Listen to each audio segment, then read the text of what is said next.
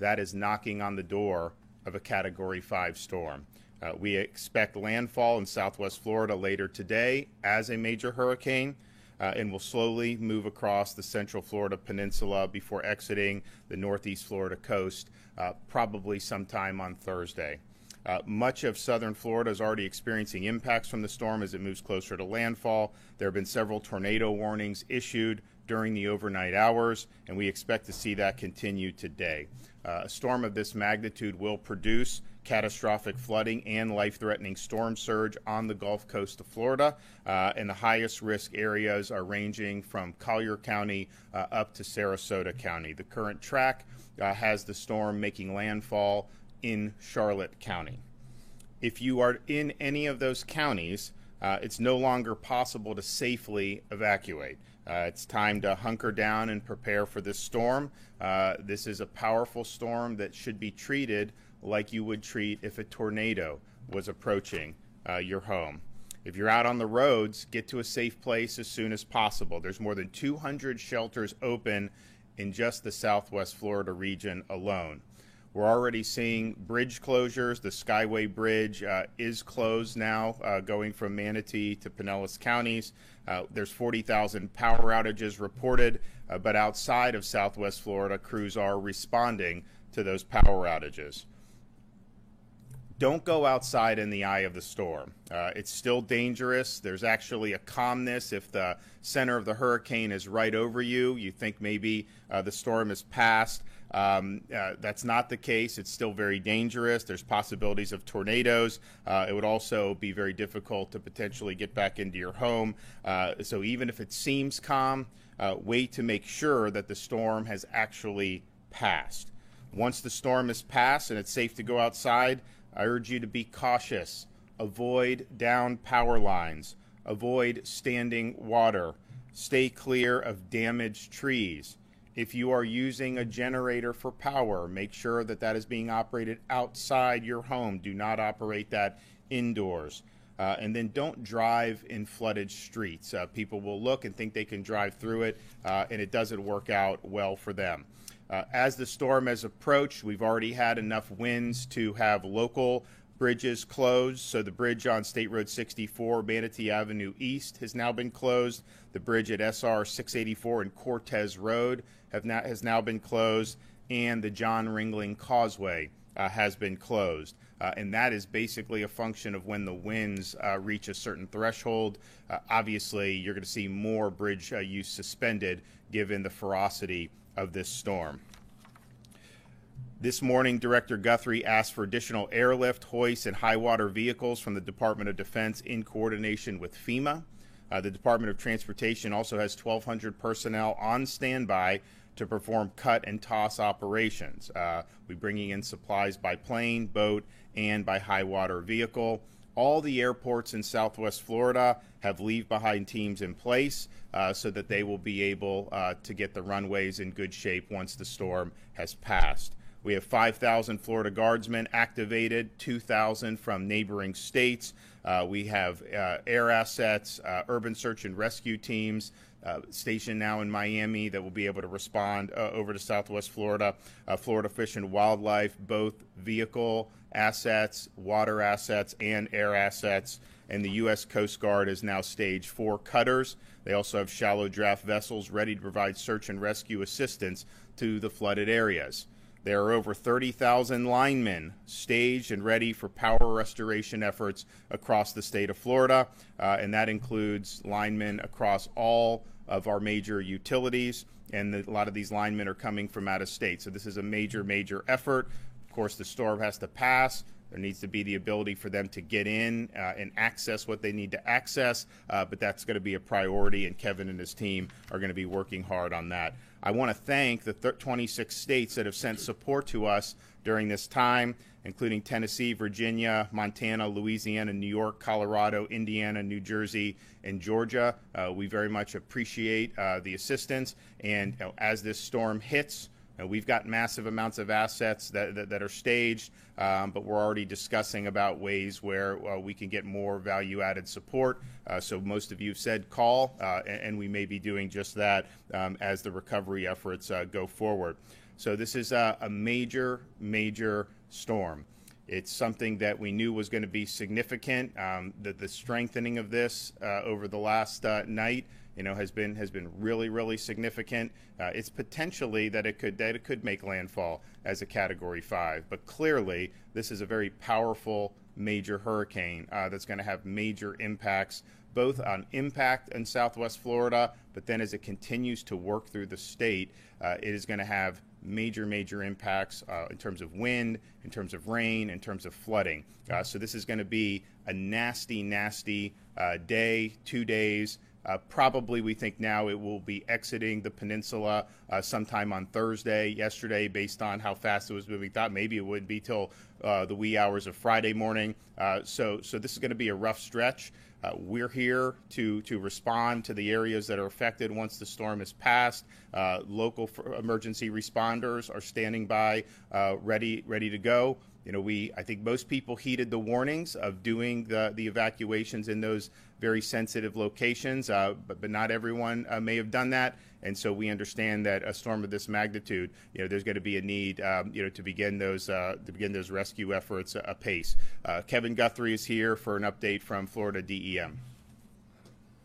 Thank you, Governor. Hurricane Ian, as the governor has mentioned, is projected to make landfall this afternoon on the Charlotte County coast. This will cause life-threatening storm surge, flooding. Tropical storm force winds will be felt throughout the entire state, and even isolated tornadoes. I urge Floridians who have made the decision to shelter in place, to stay indoors, and stay off the roads.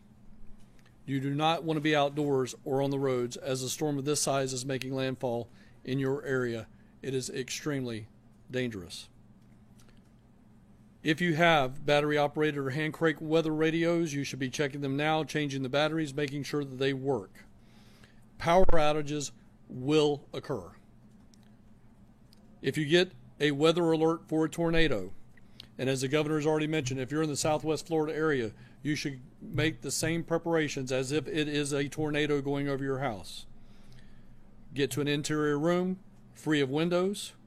Have stuff to be able to protect your head and body from the debris, such as a blanket, sleeping bag, mattress, or even potentially helmets. If there are flash flood warnings in your area, remember, it is never safe to walk or drive through flooded areas.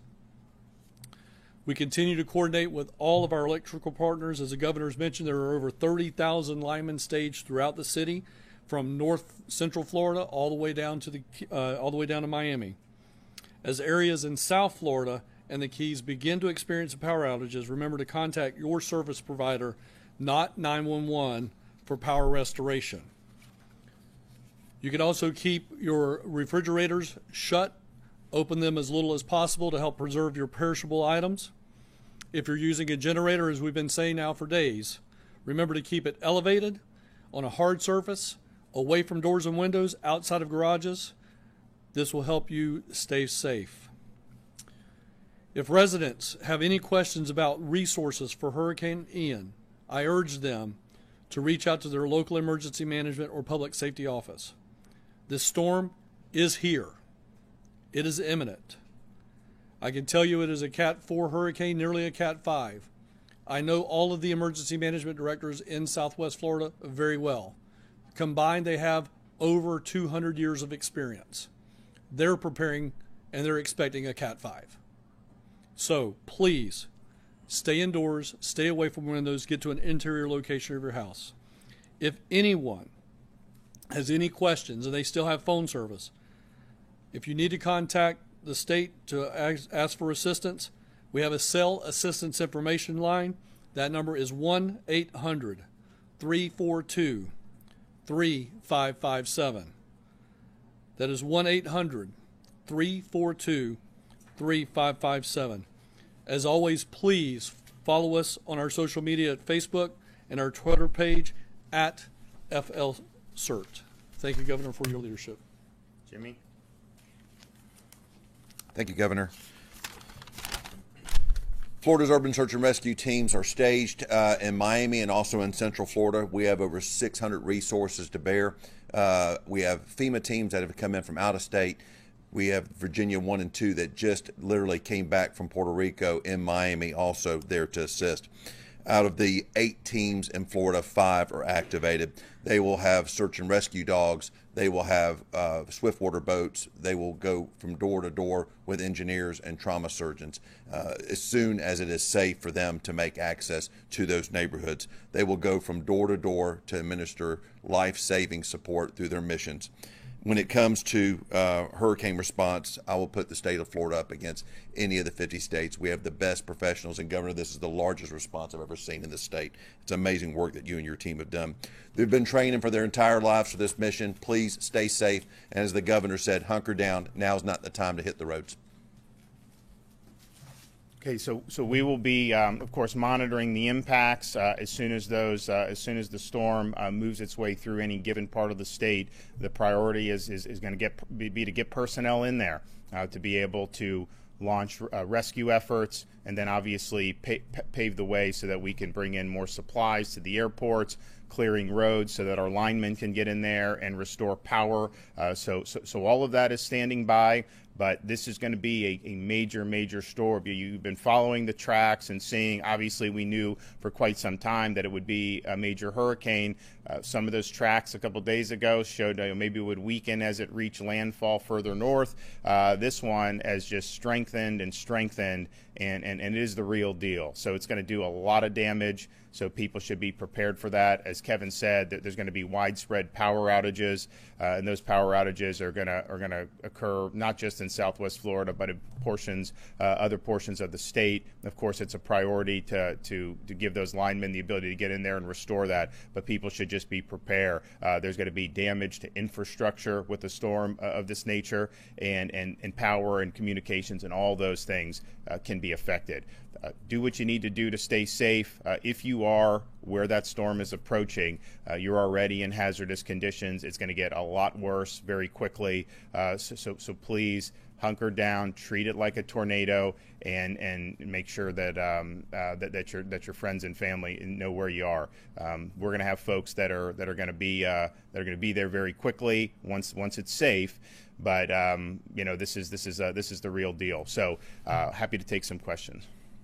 One of the things we've been hearing is that about 2.5 million Floridians have been under some kind of evacuation order. You touched on it just briefly, but do we have any concept of how many people have heeded that evacuation order? Well, I think if you talk to the local counties, I think that I spoke with some of the folks in Lee County, and they said people are by and large abiding by it. Now, it's not going to be everyone. I mean, you guys know, have been in Florida, there'll be a major hurricane approaching. There'll be sometimes people want to go out and surf in that. That's just, you just have some people that do that. But my sense has been there's been by and large interest in treating this thing very seriously across those counties. I mean, I do think that when you have tracks that are uncertain, and this is just, it's an inexact science, but when they see it in North Florida, then moving down north of Tampa, then some people think, well, it's probably going to shift again, so why should I do that? We're at the point now, these aren't models, this is what the storm is actually doing, and so it is going to hit there. That's just the nature of it. So I think most people did. Of course, we've been stressing the folks in the mobile homes to make sure that they evacuated. Again, talking with the people on the local level, I think a lot of those people did. I don't think it's 100%. Question for Director Guthrie. This storm, is there a lot of resemblance to Charley in the way it's going to cut across the state? And what is your best guess that's going to have on the people of Central Florida, Orange, Osceola, Seminole counties? So, yes, it does have a Charley-esque feel. I think one of the things that's a little bit different with Charley, I mean, again, on the prediction models, it may go through Central Florida at a less intensity than what we had for Hurricane Charley, dumping more rain, as the governor mentioned earlier today, possibly speeding up just a little bit to getting out of here in 24 hours versus 36 hours. So that'll certainly help on the rainfall side of the house.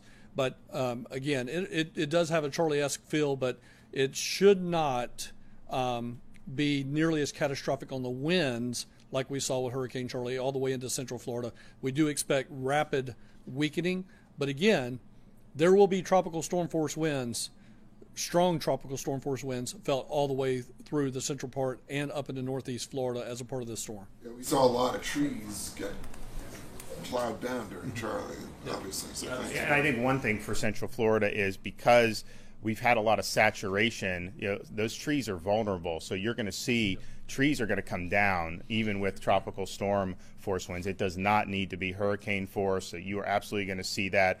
That is going to cause interruptions in power. And of course, the sheer amount of rain that's going to come down is going to have a major impact across the center portion of the state. And even with the projected exit of the state in Volusia County, because of what it's going to do when it gets into the Atlantic, you're going to see impacts all the way up to Nassau County and Duval County, absolutely, in terms of some of the flooding and some of the other things that you will see because of the effects of this. So there will be significant effects, and you will absolutely see trees, you will see power interruptions, and you will see a lot of rain and water. With the Sunshine Skyway just closing, and I'm sure y'all anticipate many more closures similar to that, is there any time y'all anticipate them opening back up for first responders, that kind of stuff? So basically what happens on the bridges is once it reaches a certain sustained winds, it's no longer safe to go over, so that's when they close it. Of course, as soon as the storm passes and those winds go down, they immediately will go out and inspect the bridge to make sure there's not structural damage and to make sure it's safe.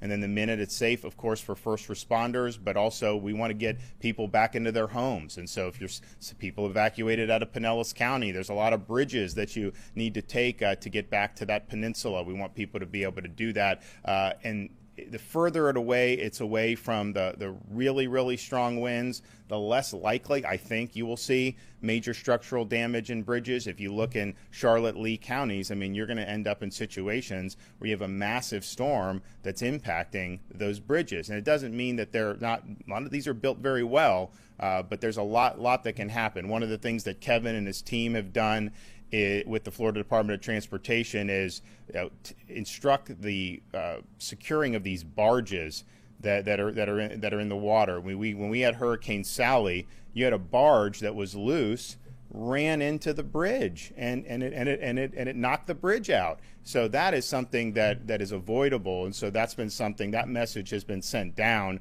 that if the storm itself knocks out a bridge, that's Mother Nature, and we just got to work to remedy that. But if things are being left loose that are then going to ram into the bridge and cause that to be disabled, I mean, we worked really hard to get the bridge up in Northwest Florida back, but I mean, it takes time to be able to do it when it has that type of major impact like that. So all of that, there's sensitivity, the need to have the bridges open as soon as possible. But there's also sensitivity, the fact that you have 60-mile-an-hour sustained winds on one of those bridges. That's not a place that you want to be as a motorist, and quite frankly, it's not safe for our first responders even to be using that.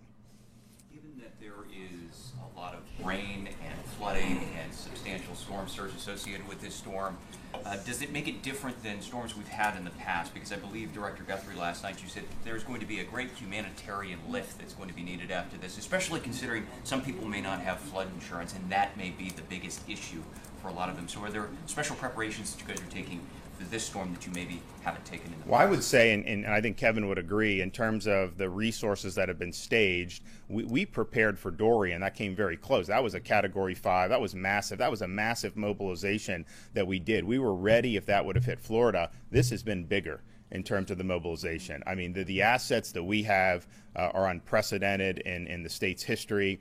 And unfortunately, I mean, they're going to need to be deployed because this is a really significant storm. In terms of how people in the aftermath who have damage, so one of the things with the flood insurance is there's folks that are told, hey, if you're not in a flood zone, you don't need flood insurance. And so people buy homes and they don't get it.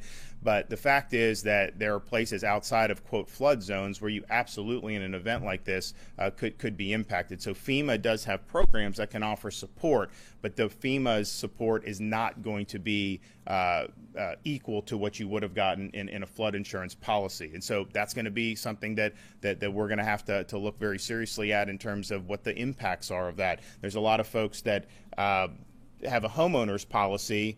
And sometimes they're told that that could also be for flood, and those are just different policies. The homeowners is from the wind, direct storm damage, the flood insurance obviously from rising waters. There will be debates in people's policies about, okay, you had a Cat 4, maybe even a 5 hit. Yes, your home got flooded, but is that also direct storm damage and not flood? And can your homeowner insurance? So that'll be good. I know Jimmy will be involved in doing that to try to help Florida consumers. But yeah, there's going to be a lot of fallout from this in terms of getting people back on their feet. But that's why we've done the mobilization that we've done. Right now, it's about safety. I think most Floridians made the proper precautions to keep themselves safe. The ones that didn't, that may end up in harm's way. There's a lot of assets that are staged, and those are going to be deployed because we want to help people. I mean, even if they made a different decision, we're all in this together. We're going to do that. Once that kind of life-saving part of the operation is concluded, it's all about getting people back on their feet. And there may be some people that had nothing more than just losing power, but that's important to get them back to normalcy. There's others that may have really significant structural damages to their residence. They're going to need assistance, and so all of that will be part of what will be really an unprecedented effort in the history of the state. I'm going to be traveling into North Central Florida today to be able to meet with a lot of the linemen that we have staged. I think it's important to just thank them for what they're doing, because their quick response, be able to help get people back on the grid, really helps with the entire response effort. If you have everyone no power for weeks on end, like we have had in other storms, that makes everything else that we're doing difficult. I mean, I've been through these storms, prior to being in elected office, and it's like, okay, the power is going to go out. But then after a while, people just start to get antsy. It's human nature. And so the fact that they're here in really huge numbers, ready to go down and descend, they're not only doing their job, they're performing a public service for us. So we're appreciative of that, and we're going to thank them for that. And we will get them deployed. Kevin, FDOT, they're going to make sure that those roads get cleared as soon as possible. Now, some of that is going to be very, very difficult, because you're going to have a lot of debris. You're going to have a lot of trees. I mean, just think Hurricane Michael. There were some places at Category 5. I mean, it's like the whole forest came down almost on some of these roads. This is knocking on the door of that, and it's going to cause a lot of damage. And so that's going to be a huge priority. It's going to take a lot of manpower, but we're going to use the resources that we need to get it done. Okay, thank you.